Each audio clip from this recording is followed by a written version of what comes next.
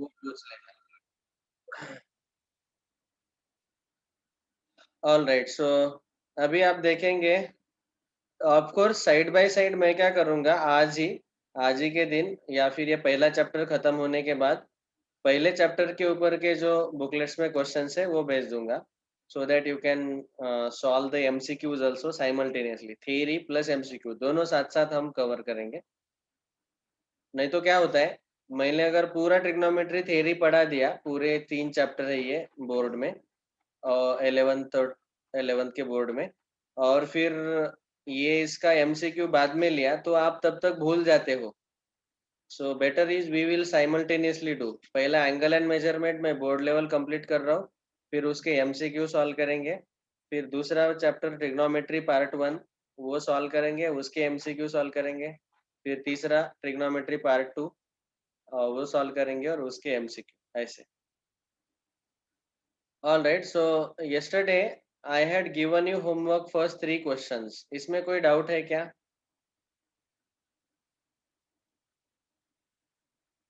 पहले 3 क्वेश्चन में कोई डाउट है क्या? बहुत आसान क्वेश्चन थे।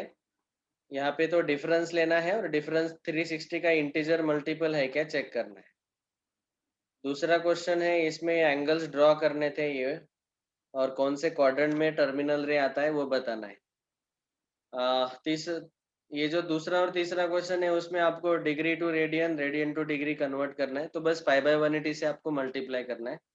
इसमें आपको दिक्कत आया होगा ये चौथा, पांचवा और छठवा, इन तीनों में, क्योंकि ये तीन जो क्वेश्चन है इसमें डायरेक्ट डिग्री में नहीं है, डिग्री प्लस मिनट्स है, डिग्री मिनट्स में एंगल दिया हुआ है। तो फिर ऐसे क्वेश्चन को सॉल्व करते वक्त कैसे सॉल्व करना है देखो, सी एक्सरसाइज 1.1, ये फिलहाल बोर्ड के क्वेश्चन नहीं, ये सारे एमसीक्यू एंट्रेंस लेवल में भी आते हैं, इसलिए हमें ये सब पता ही रहना चाहिए। सो समझो, मैं ये चौथा क्वेश्चन लेता हूँ इसमें से, क्वेश्चन नंबर 2 का fourth. Theta, that is angle is given as 65 degree 30 minutes, 65 degree 30 minutes. अभी इसको हमें रेडियन में कन्वर्ट करना है, लेकिन यहाँ पे मिनट्स भी है, तो आपको क्या करना है, ये जो दो फॉर्मूले मैंने लिख के दिए थे, कौन से दो, if you remember this, 1 degree equals to 60 minutes and 1 minute equals to 60 seconds, इसका यूज करना है अभी, ये दो फॉर्मूले जो लिख के दिए थे। सो अभी देखो, हम यहाँ पे इसको लिखेंगे 65 डिग्री प्लस 30 मिनट्स, ये प्लस रहता है बीच में, क्योंकि ये पूरा एंगल 65 डिग्री प्लस 30 मिनट्स। अभी ये तो डिग्री में है पहले से, ये 30 मिनट्स को डिग्री में कन्वर्ट करना है, तो मिनट्स को डिग्री में कन्वर्ट करने के लिए 60 से डिवाइड करना पड़ेगा। ऐसा क्यों? क्योंकि आप ही देखो, 1 degree equals to 60 minutes, so 1 minute equals to 1/60 degree, ऐसे आएगा, तो अपॉन 60 लेना पड़ेगा। ये भी याद रख सकते हैं, या फिर ऐसा भी याद रखो, मिनट ये यूनिट छोटा है, डिग्री यूनिट बड़ा है, तो मिनट ये यूनिट छोटा होने के कारण जो नंबर है वो बड़ा रहता है, और डिग्री बड़ा यूनिट होने के कारण डिग्री वाला जो नंबर है वो स्मॉलर हो जाता है। स्मॉलर करने के लिए उसको 60 से डिवाइड करना पड़ेगा। ओके, सो ये जो दो फॉर्मूले हैं, मिनट्स को डिग्री में कन्वर्ट करते वक्त 60 से डिवाइड करो, इतना याद रखो। So now we can say 65 degree plus 30/60 मतलब 1/2, 1/2 को लिख सकते हैं हम 0.5 डिग्री, तो ये टोटल आएगा 65.5 इतना डिग्री, और इसको अभी रेडियन में कन्वर्ट करने के लिए हम मल्टीप्लाई करेंगे पाई बाय 180 से, तो ये आएगा आंसर 65.5 पाई बाय 180। अभी हम चाहे तो इसको सिंप्लीफाई आगे कर सकते हैं। हम क्या करेंगे, इसको 10 से मल्टीप्लाई डिवाइड करो, तो 655 पाई बाय 1800, 10 से मैंने मल्टीप्लाई और डिवाइड किया, ऊपर 10 से मल्टीप्लाई किया, नीचे 10 से मल्टीप्लाई किया, ताकि पॉइंट चला गया। अभी इसका सिंप्लीफिकेशन करो, आंसर जो है उसमें पाई रहना ही चाहिए, पाई को आप कैंसिल मत करो, क्योंकि जो फाइनल आंसर है ऑप्शन में या फिर बुक में भी पीछे आंसर दिए हुए हैं, आपको ये पीडीएफ मैंने भेजा है, तो उसमें पाई दिया हुआ है ऑलरेडी। 655/1800 का सिंप्लीफिकेशन, वो डिवाइड बाय 5, वो सब आप खुद कर लेना अभी। अगला वाला part that you can do by yourself. तो ये वाले क्वेश्चन में इतना बताने के लिए मैंने ये क्वेश्चन लिया है कि मिनट्स में अगर एंगल दिया है तो उसको डिग्री में कन्वर्ट करते वक्त 60 से डिवाइड करो। ओके, बाद में ये तो आपको पहले से ही पता है, पाई/180 से मल्टीप्लाई करते हैं हम डिग्री को रेडियन में कन्वर्ट करने के लिए। सो इस तरीके से आप ये 5th और 6th क्वेश्चन भी सॉल्व कर सकते हैं। नेक्स्ट 3rd क्वेश्चन में 180 बाय पाई से मल्टीप्लाई करना है हर एक एंगल को, then you will get the answer. इसके बाद अभी ये जो 4th क्वेश्चन है, इसमें हमें एंगल पॉइंट में दिया हुआ है डिग्री में, और उसको हमें कन्वर्ट करना है डिग्री, मिनट्स और सेकंड्स। तो इस टाइप का एक क्वेश्चन हम डिस्कस कर लेते हैं। क्वेश्चन नंबर 4 का हम लेंगे second one. 245.33 degree. Now whenever we convert like this degree into degree, minutes and second, तो आपको ऐसे लिखना है पहले, ये 245.33 जो है वो आएगा 245 डिग्री प्लस 0.33 डिग्री, दोनों डिग्री में लेना है। बाद में ये जो होल नंबर है 245 उसको एज इट इज रहने दो, लेकिन ये जो पॉइंट में है, डेसिमल में है, उसको 0.33 इंटू 60 करो। 60 से मल्टीप्लाई करने के कारण वो मिनट्स हो जाएगा। यूनिट क्या होगा? मिनट्स में कन्वर्ट होगा। आपको पता है ना ये? अभी अभी हमने बोला कि अगर उल्टा करना है, मिनट्स का डिग्री में कन्वर्ट करना है तो डिवाइड बाय 60, और अगर डिग्री का मिनट्स में कन्वर्ट करना है तो मल्टीप्लाई बाय 60। ये याद रखना है, और बिल्कुल आसान है। डिग्री यूनिट बड़ा है, मिनट यूनिट छोटा है, तो छोटे यूनिट के अंदर नंबर बढ़ जाता है, बढ़ने के लिए 60 से मल्टीप्लाई करना पड़ेगा। और यहाँ पे मिनट्स यूनिट छोटा है, डिग्री यूनिट थोड़ा बड़ा है, तो डिग्री के अंदर वाला नंबर छोटा करना है, तो छोटा करने के लिए 60 से डिवाइड करना पड़ेगा। ऐसे आपको याद रखना है।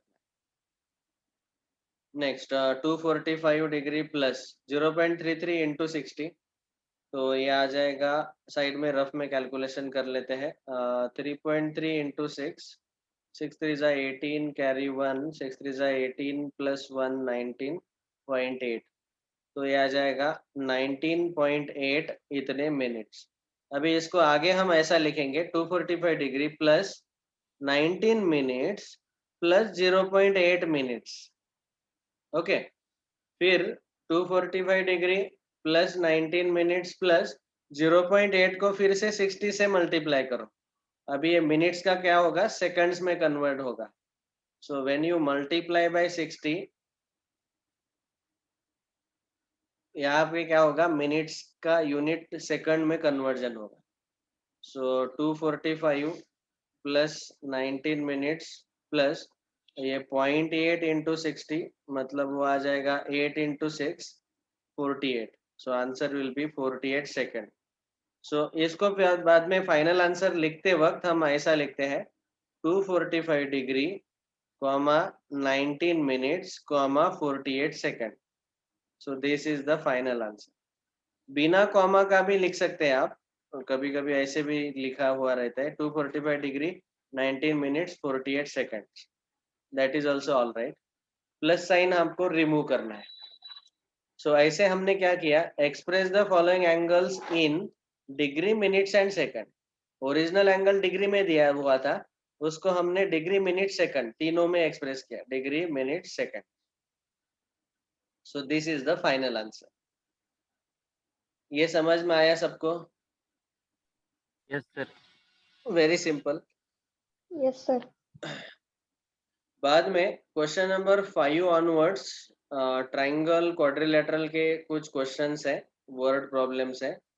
तो इन वर्ड प्रॉब्लम को सॉल्व करते वक्त, मतलब ये जो सारे क्वेश्चन है, क्वेश्चन नंबर 5 से लेके क्वेश्चन नंबर 12 तक, क्वेश्चन 5 से 12 तक हमें इन वर्ड प्रॉब्लम को सिंप्लीफाई करना है, सॉल्व करना है। अभी देखो कुछ क्वेश्चंस मैं ओरली बता दूंगा, कुछ क्वेश्चंस सॉल्यूशन प्रॉपरली लिख के दूंगा।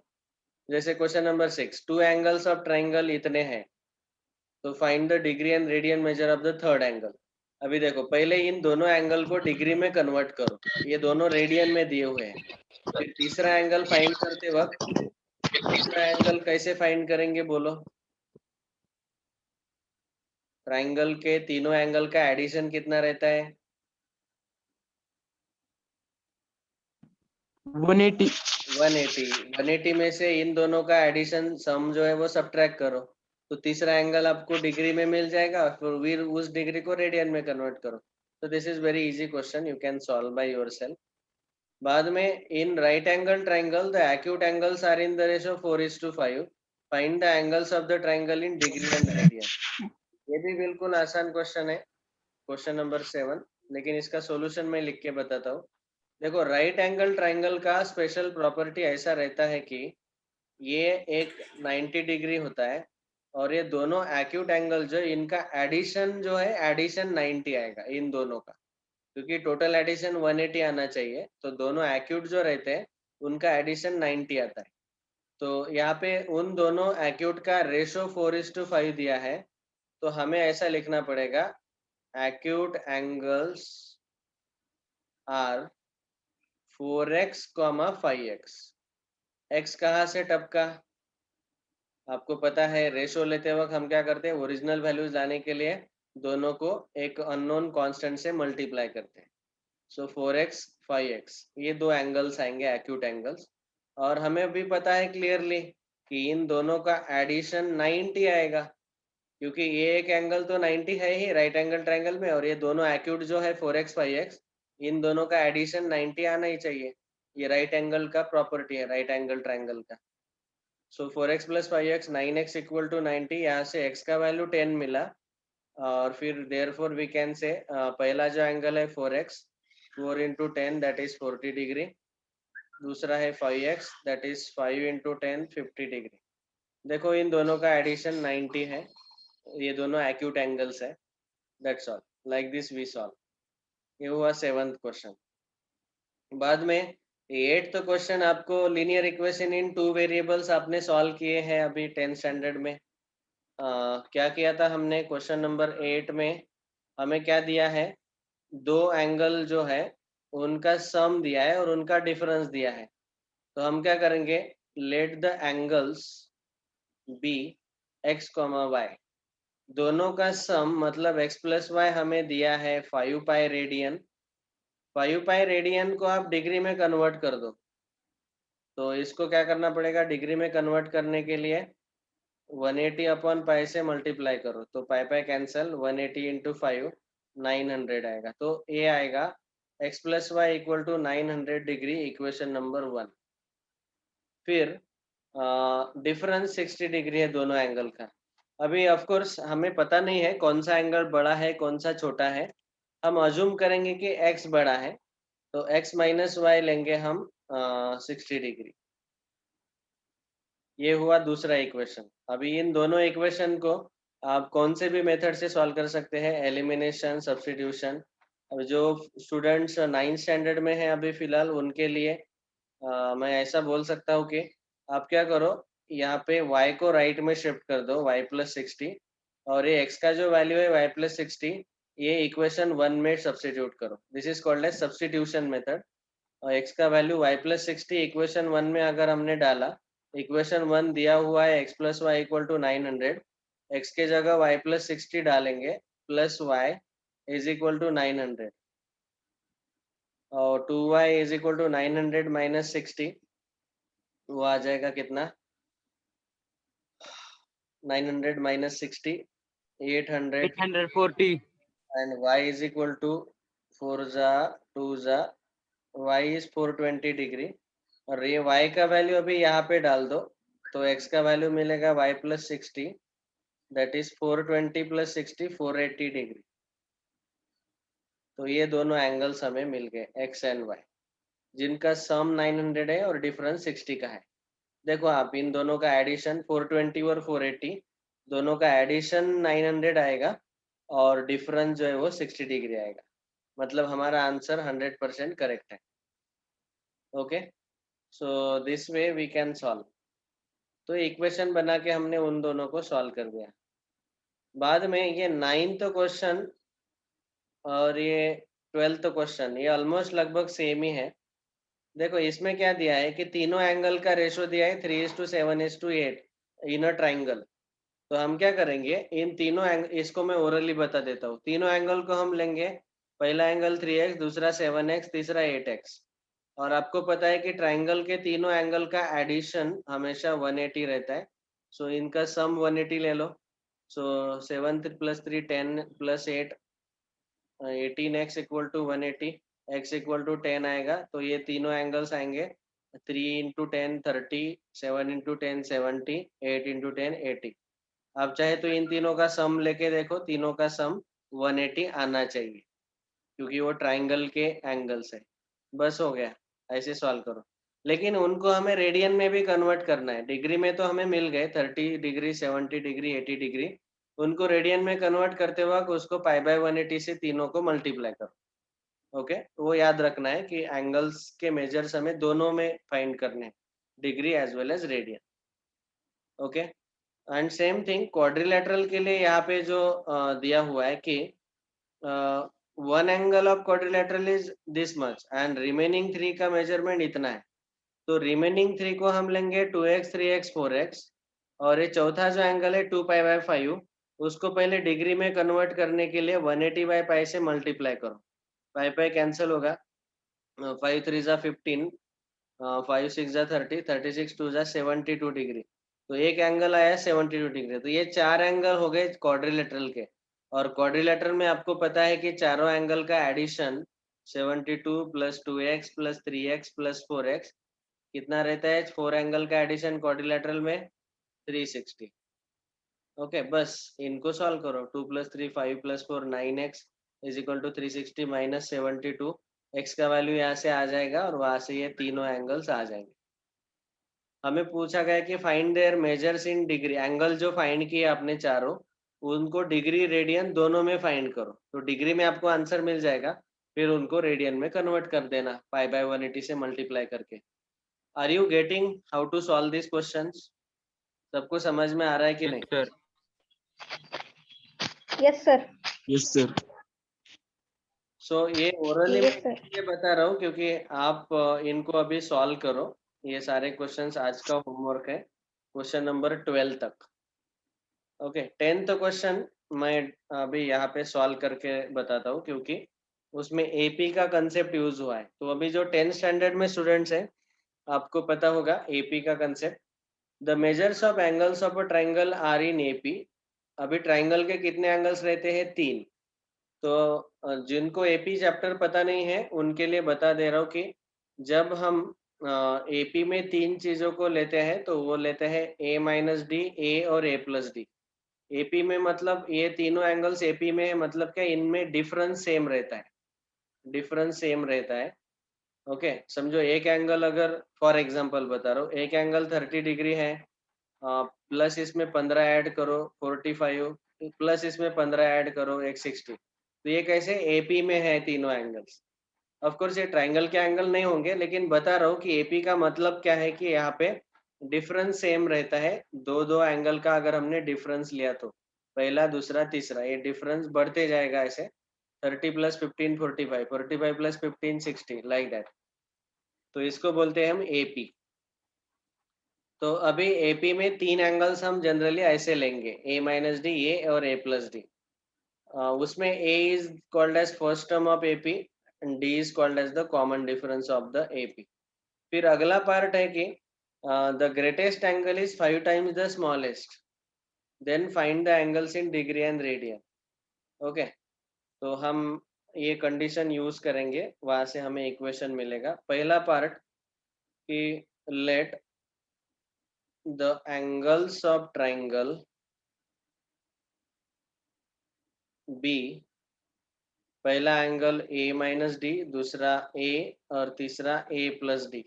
यहाँ पे ए को बोलते हैं हम first term and D is called as common difference.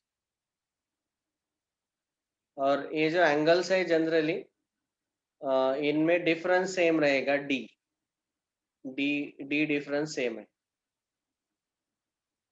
अभी यहाँ पे ए माइनस डी, ए और ए प्लस डी ऐसे तीन एंगल्स हमने लिए। पहला कंडीशन हम ऐसा लिख सकते हैं कि तीनों का एडिशन 180 आएगा। क्यों? क्योंकि तीनों किसके एंगल्स है? ट्रायंगल के एंगल है, तो ट्रायंगल के तीनों का एडिशन, एंगल का एडिशन 180 रहता है। यहाँ minus D plus D cancel, 3a equal to 180, तो यहाँ पे a मिलेगा मुझे 60 डिग्री। a का वैल्यू मिल गया, अभी d का वैल्यू मुझे चाहिए। तो सेकंड कंडीशन उन्होंने दिया कि the greatest angle is 5 times the smallest angle. इन तीनों में greatest angle a plus D है, ये ग्रेटेस्ट एंगल है। तो दूसरे कंडीशन में बोला गया कि greatest angle is 5 times the smallest, 5 into smallest है a माइनस डी। अभी a का वैल्यू यहाँ 60 डाल दो, तो आपको मिलेगा 60 plus d is equal to 5 into 60 minus d. अभी d का वैल्यू फाइंड करो, 5 into 6 300, 5 into 60 300 minus 5d, 60 plus d. 5d को लेफ्ट में शिफ्ट करो और इस 60 को राइट में शिफ्ट करो, तो अगले स्टेप में आपको मिलेगा 5d plus d is equal to 300 minus 60। 300 minus 60 240 आएगा, और ये 6d, d is equal to 40 degree. तो ये d का वैल्यू 40 आया, a का वैल्यू 60 आया। तो हम अभी ऐसा लिखेंगे, देयरफॉर द एंगल्स आर पहला angle a minus D, that is 60 minus 40 which is 20। दूसरा एंगल a कितना है? 60 डिग्री। बाद में तीसरा एंगल a प्लस डी, मतलब 60 प्लस 40 दैट इज 100 डिग्री। अब देखो इन तीनों का एडिशन 180 आता है, और इन तीनों में डिफरेंस 40-40 का है ना? 20 प्लस 40 60, 60 प्लस 40 100, मतलब ये एपी में है। अरिथमेटिक प्रोग्रेशन का ये स्पेशल प्रॉपर्टी रहता है कि इनमें जो डिफरेंस है वो कांस्टेंट रहता है। दो दो एंगल्स में, दो दो नंबर्स में, दो कॉन्जिक्यूटिव नंबर्स में डिफरेंस सेम रहता है। यहाँ भी डिफरेंस 40 का, यहाँ भी डिफरेंस 40 का। इसी को हम बोलते हैं अरिथमेटिक प्रोग्रेशन, एपी। ओके, ऐसे नंबर जिनमें डिफरेंस सेम रहेगा। Is this clear to everyone? Yes, sir. तो ये Yes, sir. एपी वाला आपने 10th स्टैंडर्ड में भी ऐसे क्वेश्चन सॉल्व किए हैं ऑलरेडी। अभी क्वेश्चन नंबर 13 और 14 जो है, ये एक स्पेशल कंसेप्ट है। This is here we will have to see two फॉर्मूले, और ये एक स्पेशल कंसेप्ट है। तो ये दोनों कंसेप्ट हम विथ क्वेश्चन डिस्कस कर लेंगे। क्वेश्चन नंबर 13 डिस्कस करने से पहले हम चाहे तो यहाँ पे हेडिंग डाल सकते हैं कि हेडिंग रहेगा इसका, interior and exterior angles of regular polygon. Okay, interior and exterior angles of regular polygon, ये हेडिंग है। अभी रेगुलर पॉलीगॉन का मीनिंग ऐसा होता है कि ऐसे पॉलीगॉन जिसमें उनके ऑल साइड्स इक्वल रहते हैं और all interior angles are equal. तो अगर मैंने ट्राइंगल लिया, 3 साइड वाला पॉलीगॉन लिया, तो वो इक्विलैटरल ट्राइंगल मुझे मिलेगा। ओके, अगर मैंने क्वाड्रिलैटरल लिया, 4 साइड वाला, तो उसके चारों साइड इक्वल और चारों interior angles equal, 90 90 90, so that will be a square. फिर 5 साइड वाला पॉलीगॉन लिया, तो वो आ जाएगा पेंटागन। पेंटागन में भी ये पांचों साइड इक्वल रहेंगे और उनके इंटीरियर एंगल्स भी इक्वल रहेंगे। तो ऐसे पॉलीगॉन्स को हम बोलते हैं रेगुलर पॉलीगॉन। रेगुलर पॉलीगॉन मतलब ऐसे पॉलीगॉन जिनके all sides are equal and all interior angles are equal. Okay, वैसे ही 6 साइड वाला पॉलीगॉन आएगा हेक्सागोन। ये इसके 6 के 6 साइड इक्वल रहेंगे और all 6 interior angles will also be equal. So like this, these are all called as regular polygons. Okay, अभी रेगुलर पॉलीगॉन के इंटीरियर एंगल और एक्सटीरियर एंगल्स का हमें फॉर्मूला ढूंढना है। आपको तो वैसे पता ही है, इक्विलैटरल ट्रायंगल में ये 60 डिग्री ईच आते हैं, यहाँ पे 90 डिग्री ईच आते हैं स्क्वायर में, ये भी पता है। लेकिन पेंटागन, हेक्सागन, फिर बाद में 7 साइड्स है, 7 साइड वाले को हम बोलते हैं सेप्टागन, या फिर उसको हम हेप्टागन भी बोलते हैं। 8 साइड्स है तो उसको बोलते हैं ऑक्टोगन, 9 साइड्स है तो नैनोगन, 10 साइड्स है तो डेकागन। ये नाम आपको याद रखने हैं। सो ऐसे नंबर ऑफ साइड्स बढ़ते जाएंगे। फिर इस पर्टिकुलर केस में हमें क्या करना है, इनके इंटीरियर और एक्सटीरियर एंगल्स का फॉर्मूला ढूंढना है। हाँ बोलो परीक्षित। सर 10 साइड के ऊपर के एंगल नहीं आते ना, मतलब क्वेश्चन एग्जाम में? नहीं नहीं, जनरली वो नहीं आते, 10 साइड के ऊपर वाले नहीं आते। आया भी तो हम फॉर्मूला देख रहे, लेकिन उसको कोई स्पेशल नाम नहीं दिया गया।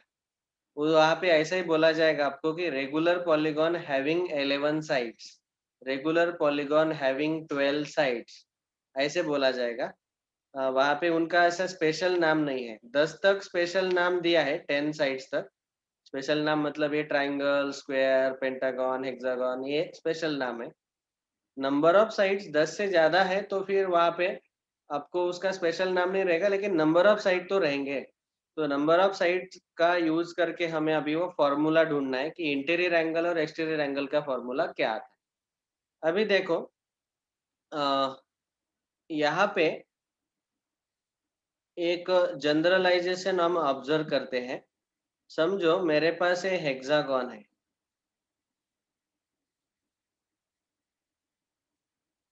हेक्सागन 6 साइड से बनता है। अभी मैं क्या करता हूँ, इन 6 साइड को एक 6 एरो जैसा मानता हूँ। मेरे पास ये 6 एरोज है, पहला एरो, दूसरा एरो, तीसरा एरो, चौथा, पांचवा, छठवा। इनको मैंने ऐसे ग्राउंड पे रखा है हेक्सागन के शेप में। अभी मैं क्या बोल रहा हूँ कि इनका ये जो एरो 1 है इसको एक्सटेंड किया, और ये एरो 2, इनके बीच वाला जो एंगल है, ये एंगल को हम बोलते हैं exterior angle, exterior angle. Okay, triangle में भी आपको पता है कि एक साइड को मैंने एक्सटेंड किया तो ये वाला एंगल जो है वो एक्सटीरियर एंगल रहता है। अभी इंटीरियर एंगल जो है अंदर वाला और एक्सटीरियर एंगल, ये दोनों लीनियर पेयर आते हैं। तो अगर मुझे एक्सटीरियर मिल गया तो 180 में से एक्सटीरियर को माइनस करके मुझे इंटीरियर एंगल मिल जाएगा। ठीक है ना? तो हम क्या करेंगे अभी, इसका एक्सटीरियर एंगल ढूंढने का कोशिश करेंगे। ये जो एक्सटीरियर एंगल है ऐसे,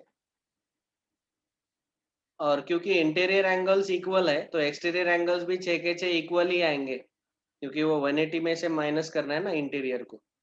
सो नाउ अभी मैं क्या करूंगा, ये जो एरोज है उनको एज इट इज उठा के, उनका जो टेल वाला साइड है, पीछे वाला साइड है, वो यहाँ पॉइंट ओ पे रखेंगे।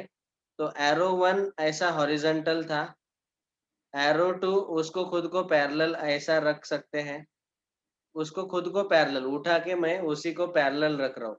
एरो 3 ऐसा है, एरो 4 हॉरिजॉन्टल है, एरो 5 एंड एरो 6। और अभी यहाँ पे 1 2 3 4 5 6, ये 6 एक्सटीरियर एंगल्स है। इनमें से एक एक्सटीरियर एंगल अगर हमने n मान लिया, फॉर एग्जांपल समझो x मान लेते हैं, n छोड़ दो, let us assume it as x। तो आप बोल सकते हैं कि ये जो है पूरा कंप्लीट रोटेशन हो गया एक। सो यहाँ पे हम बोल सकते हैं कि 6 into x is equal to 360 degree. 360। तो यहाँ से हमें x मिलेगा 60 डिग्री। सो इसका मतलब ये जो 1 एरो 2 इनके बीच वाला जो एंगल है एक्सटीरियर एंगल, ये हमें मिला 60 डिग्री। ये 60 डिग्री, ये 60 डिग्री, ये ऐसे सारे एक्सटीरियर एंगल 60 ईच रहेंगे। ठीक है, तो इंटीरियर एंगल कितना आएगा 180 माइनस 60। 180 माइनस 60 मतलब ये आएगा 120 डिग्री, हर एक 120 डिग्री आएगा इंटीरियर। ये 60 है बाहर वाला एक्सटीरियर और इंटीरियर आएगा 120, ये आएगा 120 ऐसे। तो यहाँ पे आप ऐसा देख सकते हैं कि एक्सटीरियर 60 आए। अभी आप ऑब्जर्व करो कि ये जो एक्सटीरियर हमने लिखा वो है 360 अपॉन 6। अगर फिलहाल यहाँ पे 6 के जगह 7 साइड्स होते, सेप्टागॉन होता, तो हमें क्या करना पड़ता है, एक्सटीरियर एंगल 360 अपॉन 7 लिखना पड़ता। अगर 8 साइड रहते तो 360 अपॉन 8 लिखना पड़ता। तो इसीलिए यहाँ से अभी एक जनरल फॉर्मूला हमें मिलता है। देयरफॉर वी कैन से, पहला formula, exterior angle of a regular polygon is equal to 360 upon n of a regular polygon having n sides।